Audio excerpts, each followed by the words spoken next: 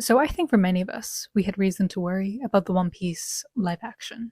And I do be happily and pleasantly surprised to say that how much I enjoyed it. Hola everyone.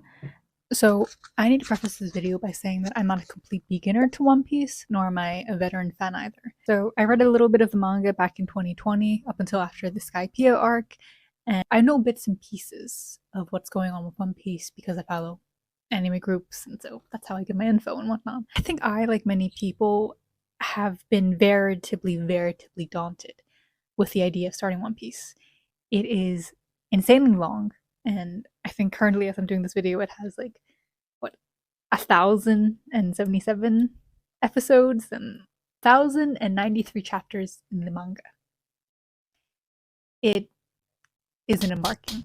And with the live action, I had to say, I truly wasn't interested in at first, and yet as the release drew closer and closer, and my social media began to fill to the brim with people complaining like, Nami's boobs are too small. Why is Luffy Brazilian? Even though Oda has confirmed that of the Straw Hats, only Zoro is Japanese. Why is this and that? People complaining about the smallest changes in details. And I think that's one of the reasons that prompted me to want to watch it, is to see how it is. Because I don't need an adaptation to be 100% accurate to its source material. What matters most is if it can capture the heart and soul of said material. In the midst of this, we see Iñaki meeting Mayumi Tanaka, which is Luffy's Japanese voice actor. We see more clips and scenes and trailers. We see news that the Japanese dub is going to be done by the OG Japanese voice cast, Iñaki meeting Oda, and so much more.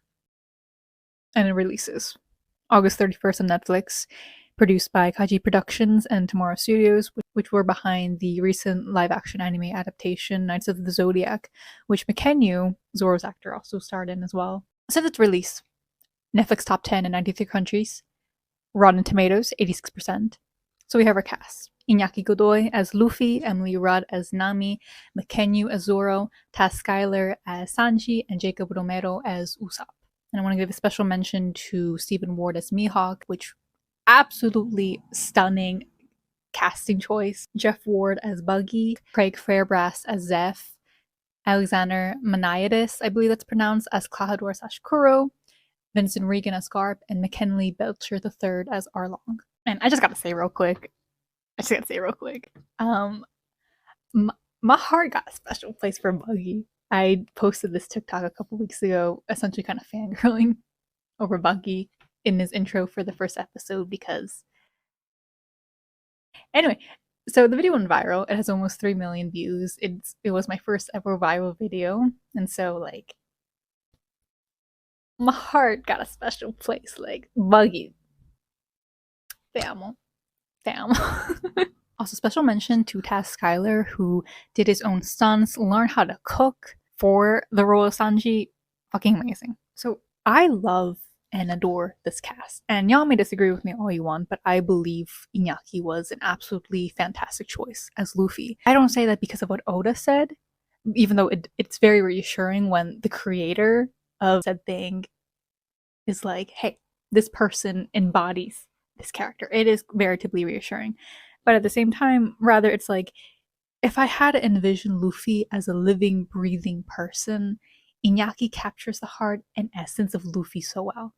And I believe he's an absolutely fantastic choice. So of only 8 episodes, ranging from around like an hour or so less each, it covers around like 45 episodes of the anime and 95 chapters of the manga, and ends with setting the events of the next arc, Loop Town. As a live-action early manga reader, I found the pacing to be rather well done, and I know that my opinion of it might be a bit skewed because I'm not an avid fan of One Piece, but let me know how you feel. Because they're compacting 45 episodes into 8, like obviously they can't cover every single thing. Some stuff gets glossed over, skipped over, and whatnot to just fit the live action. Here I'm going to include some information of stuff that was changed in the live action. My thing is that I don't need an adaptation to follow every single thing from its original to its fullest. And I think that what we're seeing in live adaptation remakes nowadays is the struggle between following the source material so much that it doesn't add anything else to it. which I think a lot of Disney remakes are suffering from, versus taking too many liberties and just not following the source material at all and doing it horribly. The Witcher. And the best example of a live action done great is The Last of Us, which came out earlier this year. For me, like, why was it good? It followed the story of the original game very faithfully, yet there were also TV exclusive changes which served to enhance the story and its characters. And it might be a hot take, but at the same time, I don't think so, but I think One Piece does fall into this category. It follows the source material very faithfully, which I think everything having to be approved by Oda does play a significant factor. But at the same time, like, it's not a carbon copy. It breathes life into its own version. And so I think it makes, like, for fans of the series and for newcomers especially, it makes it more immersible and more streamlined for the average viewer to watch without dumbing things down. And what I find so fascinating is like how One Piece was able to translate into live action so well. Like, I think we all know, but One Piece is more colorful, it's flashy, it's more lighthearted. You got characters from all different shapes and sizes. It's a unique world. Like, I would have thought Attack on Titan would have translated well into live action, but clearly not. Now, if you don't know, the budget for the show was around like 17/18 million per episode, which was more than Game of Thrones budget. Game of Thrones having around like 14.75 million per episode. And it shows, like, the CGI, the special effects, like, the show looks gorgeous, absolutely stunning. And something that Oda said regarding why he greenlighted the live action, which stood out to me, is like technology has advanced so much that I feel like 10-15 years ago, this would not look that good. This would not look that good. The advancements in our editing, animation, CGI, special effects, like, I feel like now was a good time for One Piece to have been brought to life. 前はとてもこんな漫画が映像化できる時代ではなかったんですよね。だけどもうある時からその CG だの VFX だの本当に技術が上がってきて何でも映像化できるようになってきた。これならまあ本当に信頼できるスタッフをさえ見つければなんとかこの映像化できるかなと思って踏み切ったっていう感じです。So I want to showcase the love behind the show, or just things following the release of the show that just warm my heart. So watching Iñaki meet Mayumi Tanaka, who is Luffy's Japanese voice actor, and having, like, seeing the mantle be passed, they know what they're doing with that, like,